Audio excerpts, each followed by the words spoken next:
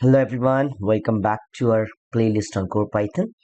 In previous session, we have seen how to install and set up the Anaconda, and I have informed you about what we get once you download the Anaconda. So we got Python along with all the libraries that we require for the data science.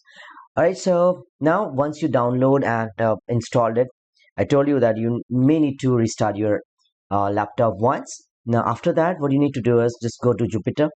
Just go to Start button and just type Jupyter. Okay. So I told you that we got two IDEs. One is your Jupyter, another one is your Spider. So right now we'll explore Jupyter. All right. So just type JUP in your start bar and you will be able to see this Jupyter notebook. All right. Just so click on this. So your Jupyter notebook will open in the browser. It will take some time. You can see it will show you the whole your root drive, your root directory basically. Okay, and here you can see your desktop is also there.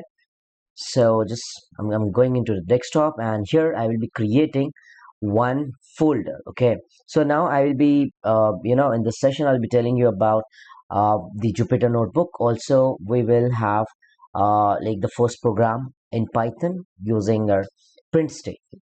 All right, so here now you can see this is what your Jupyter desktop looks like, and here you can see just press on the new.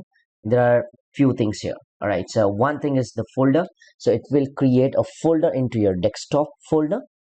All right, and let's just do one by one. So once you create the folder, you can see it's untitled folder.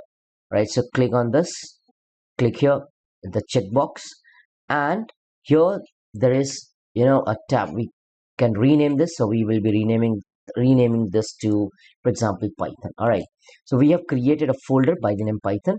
You can minimize this and you can see that here on our desktop we got a Python folder, right? So let's just go to our Jupyter notebook again. And here again we'll write a new, and you will be able to see a Python 3 here, right? So this is the the Python that's which is in installed on the Jupyter notebook. So this is all set up by the Anaconda itself. We don't have to worry about all these things. All right, so this is your Jupyter notebooks looks like. All right, so here it's Jupyter written. This is the name of the file. It is by default untitled. The first thing, make a habit of doing is change the name of your file, and change the name according to its working. Whatever you are writing the code into this Jupyter notebook, write that name. Like for example, right now we're just working on print statement. So print function, let's just name it, and better to name it with camel case. So print, and sorry, it's function. All right, so just by seeing the name you should be in a position to understand what that file contains basically. All right, so a few more things that I want to tell you about the tabs that are available. So if you click on the file, new file, you can just create from here, and then you can open up any of the file that is already there in your local PC. Okay, then make a copy of this complete file, save as. You can save this as by renaming it to some other file, and there are options as well. We'll explore as and when required. Okay, and download as is one of the important thing here. So you can download into PDF, HTML, .py. There are a lot of other things that are there. I will be exploring all of them one by one as we progress to this playlist. All right, so I hope you understood. Like edit is there, view is there, insert. So if you want to insert a new cell, or you want to run the cell, then there's something really important, which is kernel. All right, so kernel is like, I told you that you will be writing the Python code and you will be interpreting it. You will be running that code basically, right? So your Python's compiler will get run, and then the interpreter will be called, and your program will get run, right? So from here you can start, restart, and interrupt the kernel basically. Okay, kernel is basically your interpreter. All right, so that's what you can do. And here if you can see this is called as one cell. and here you need to write the code. The best thing about Jupyter is you will be writing the code line by line, and that you'll be executing also line by line, so it will be easy for you to understand the programming. So for learning purpose and even for data analysis purpose, we will use Jupyter a lot. All right, so there are remaining few things as well, like you can save here. I mean, whatever you have written, so you want to save it, so you can just press Control S or just save it. And there are a few others as well, and right now I just want you to focus on the run and the code. Okay, so for example, you don't want this cell to be a normal code of Python. You want it to be for example, markdown. All right, so markdown is something like you can have heading inside it, like what I'm doing is as a print statement. For example, print function, say print function, and just press shift enter, so this becomes your heading. It's not a Python code, is just the heading of whatever you want to perform basically. Okay, and then you want to write the Python code now, so you will change it to Python. Okay, you will change it to code. All right, so the next thing is, let's start with the first program.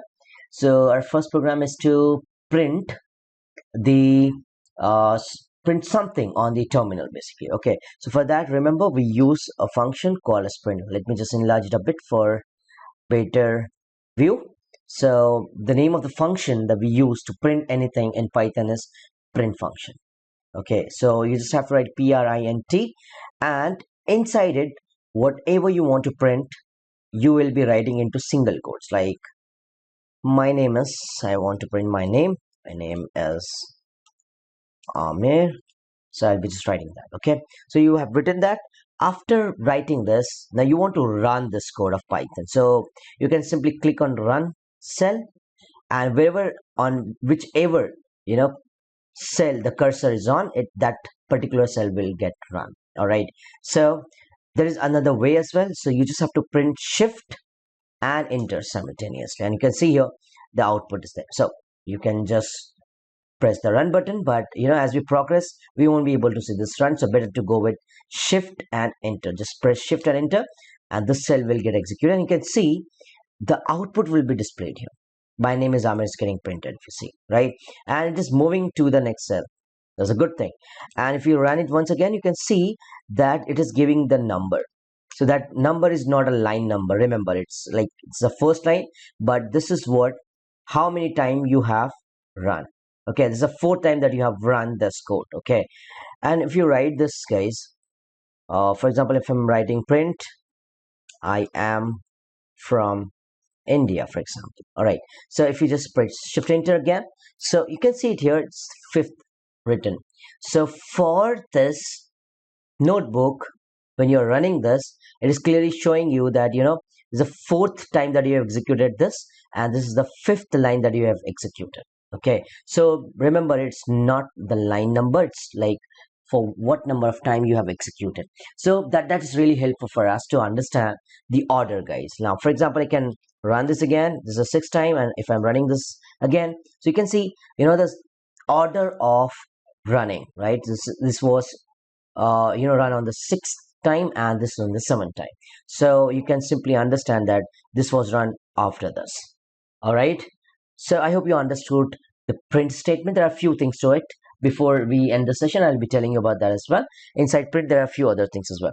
All right, so you can write my name is Amir, you have written I am from India, so that is getting printed. And like for example, I want to print two names. All right, so I want to print, for example, Python, and I want to print machine learning. Okay, so I want to print ML.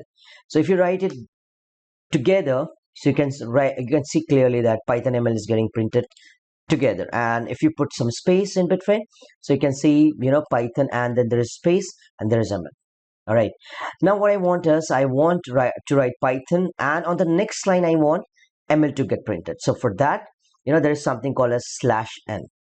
We write that in between. You can see Python is getting printed, and then remember, as soon as it got your print statement got /, it won't print /. It will see what you have with that.